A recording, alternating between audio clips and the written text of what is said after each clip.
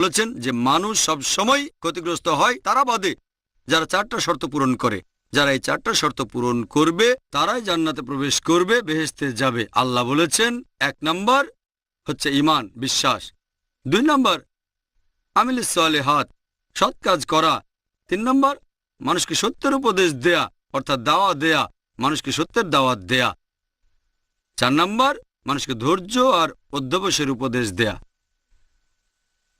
লেকচারের শুরুতে কোরআনের একটা আয়াত বলেছিলাম, সূরা ইসরা অধ্যায় নম্বর 17 আয়াত 81 বলা হয়েছে, ওয়াকুল জাল হক ওয়া যাকাল বাতিল ইন্নাল বাতিল কানা যাহুকা। যখন সত্য মিথ্যার সামনে দাঁড়ায় মিথ্যা বিলুপ্ত হয়, কারণ মিথ্যা তার প্রকৃতিগত কারণে বিলুপ্ত হবে। লেকচার শেষ করার আগে কোরআনের আরেকটা উদ্ধৃতি দেব। সূরা আল ইমরান অধ্যায় 3 আয়াত 19 বলা হয়েছে, ইন্নাদ দীনা ইনদাল্লাহিল ইসলাম। একমাত্র যে ধর্মটা আমাদের স্রষ্টা আল্লাহর কাছে গ্রহণযোগ্য সেটা হচ্ছে এই শান্তির ধর্ম, আল্লাহর কাছে নিজের ইচ্ছাকে সমর্পণ করা।